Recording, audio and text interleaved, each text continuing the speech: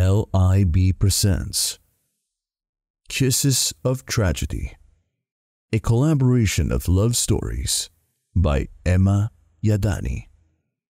Copyright year 2021 by Emma Yadani. Published by Life is Beautiful Printing Corporation. Teenage pregnancy. Babe? Helena called, stuttering, tears streaming down her cheeks. Worried, I rushed towards her direction, cupping her face as I softly wiped away her tears.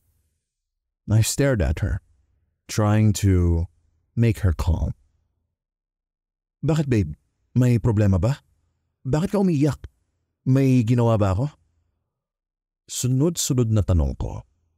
I really had no idea why she was acting like this. She seemed okay when she went inside the bathroom. Yet now, she was damn crying between my arms. Shaking her head, she snuffled and stared into the very depth of my eyes. Fear was etched on her face while she was saying, Hindi pa ako handa. My eyebrows furrowed. Anong ibig mong sabihin? Napayuko siya at napapikit, umiiwas ng tingin. Inilahad niya ang kanyang kamay at doon ko nakita ang isang pregnancy test na may 2 pulang guhit. Kumabog bigla ang dibdib ko sa kaba. Buntis ako, Daniel. Ano? Parang nabingi at naparalisa ako sa huling sinabi niya. Nanghinginig ang kamay, unti-unti akong napaatras at napasabunot sa aking ulo. Fuck. Buntis siya? A deafening silence took over between us. Only her muffled sobs could be heard inside the room. While I was trying to sink inside my head the revelation she told me a few minutes ago, hindi ako makapaniwala. Isang beses lang namin ginawa yun. Bakit ang bilis? Halo-halong emosyon ang nararamdaman ko. Gulat, takot at pagkabahala.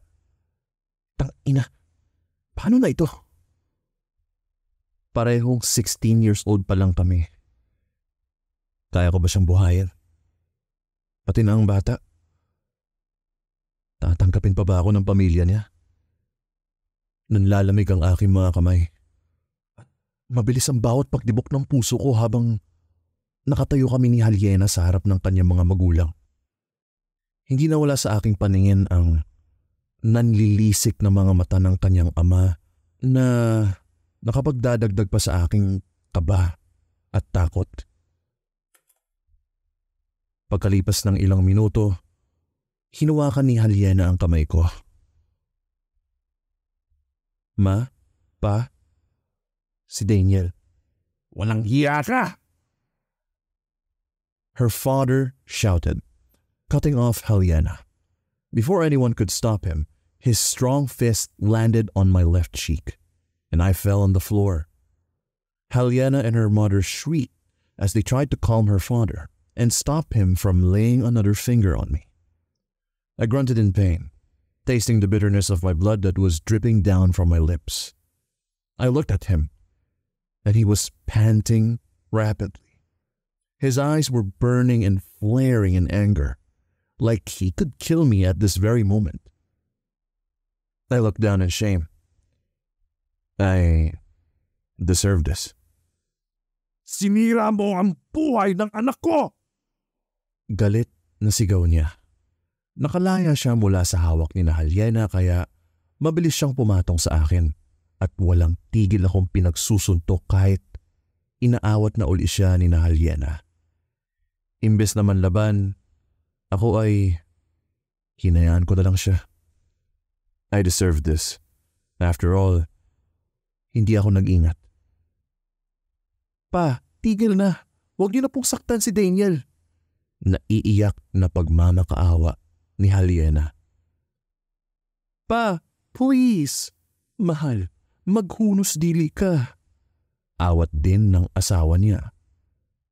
Pag-usapan natin to ng maayos. Pagkalipas ng 1 minuto, doon lang lumayo ang kanyang ama na nanlilisik pa rin ang mga mata habang nakatitig sa akin. Ngumuwi ako sa hapdi ng katawan ko. Dahan-dahan akong tumayo at pinunasan ng lumabas na dugo mula sa bibig at ilong ko. Nang hihina man, sinalubong ko ang nag-aalab niyang mga mata.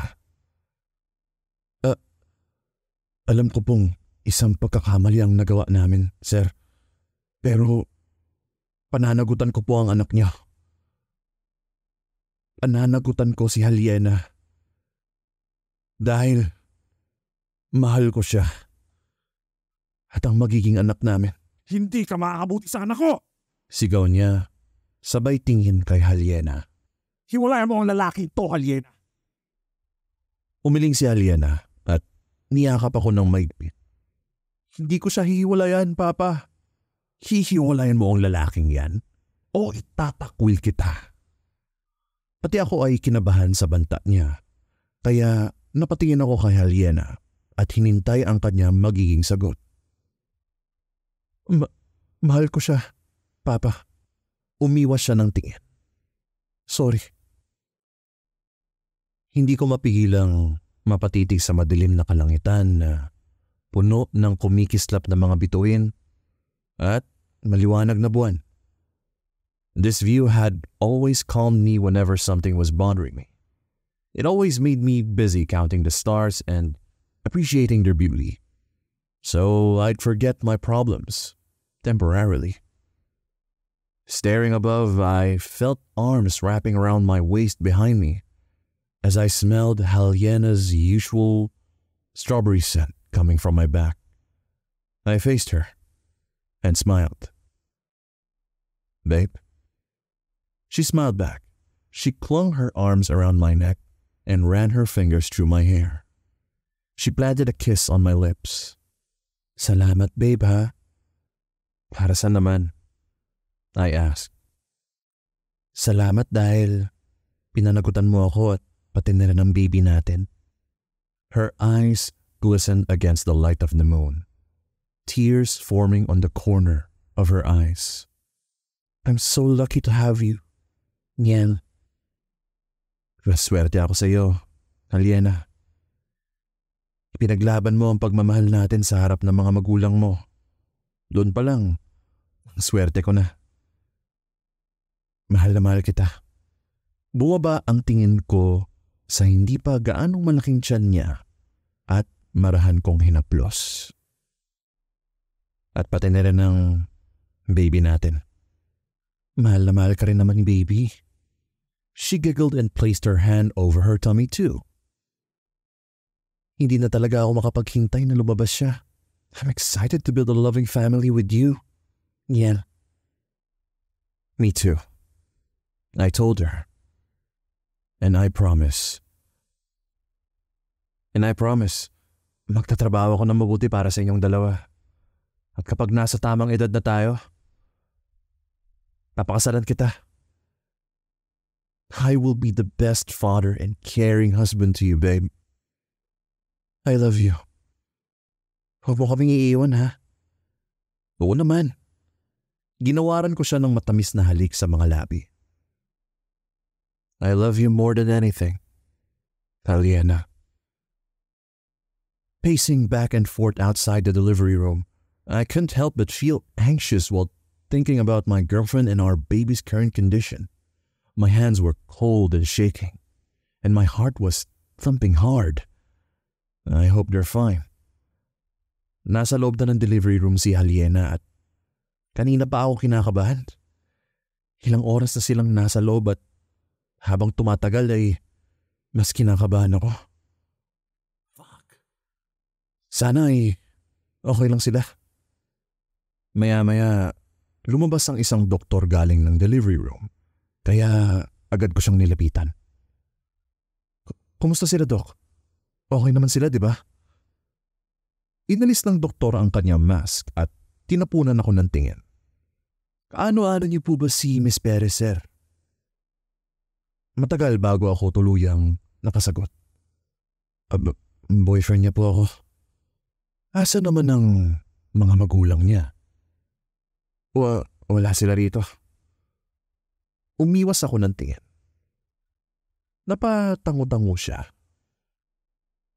Mr. Villanueva, since this is her first pregnancy, maraming dugo ang nawala kay Miss Perez. Nasa kritikal siyang kondisyon. Pati na rin ang bata. Sadly, we can't save them both, Mr. Villanueva. It's either si Mommy or si Baby ang maliligtas. Parang binuhusan ako ng malamig na tubig sa nalaman ko. Nanghihina ang mga tuhod na napasabunot ako sa ulo. Damn it. Bakit kailangan pa mangyari ito? Mister, walang malay ngayon si Miss Perez. Kaya sa inyo po nakasalalay ang desisyon. Hinawakan ko ang mga kamay niya at napahagulgol. Parang nagmamakaawa. Please, Doc. Iligtas niyo silang dalawa. Please. Pasensya na pero wala nang paraan, mister. Isa lang ang kaya naming iligtas. Tangina. Mahal ko silang dalawa. Bakit kailangan ko pang pumili? Mister, wala na tayong oras. Kailangan na namin ang desisyon nyo. Nakapapikit ako. Dok, iligtas nyo si... Salamat po sa ice cream, Dada. Masayang sabi niya habang nilalantakan ng hawak niya ang chocolate ice cream. Napangiti ako. He really looked like his mother. A carbon copy of Helena. Indeed, every time I would see him, it made me miss her more. Natatawang ginulo ko ang buhok niya. You're always welcome, baby.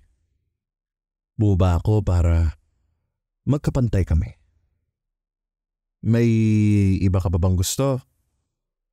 Ngumuso siya at umiling. This is already enough, Dada. Hayden, natigilan kaming dalawa nang may sumigaw sa hindi kalayuan. We're going home. Nanlalaki ang mga mata niya habang nakatitig sa akin. Kinuha niya ang kanyang maliit na bag at kinawayan ako. I gotta go, Dada. Salamat po ulit. Bye-bye. Tumakbo siya palayo sa akin, papunta sa kanyang mga magulang. Napatingin siya sa akin, kaya bahagyang ibinaba ko ang suot kong sombrero. I told you not to talk to strangers, Hayden. Istriktang sabi niya. Sorry, Mami. He looks nice naman po eh. Kahit na. What if? Hey, wag mo na pagalitan ng anak natin, wifey. Sumikip ang dibdib ko nang marinig ko ang baritonong boses na iyon. Kaya talagang mag-ama kayo. Naku! Dinig ko ang mahinang pagtawa ng lalaki. Let's go home, wifey. Doon ko lang iniangat ang ulo ko at nakita ang unti-unti nilang paglayo. Napayuko ako nang maramdaman ko ang sunod-sunod na pagpatak ng luha mula sa mga mata ko. Napait ako napangiti. Years ago, I chose her to live and I let our baby die. It was a painful decision for me. And what could I do then? I loved her more than anything, more than our baby. Pero nagalit siya kaya nakipaghiwalay siya sa akin. Back then, I thought I made a wrong choice.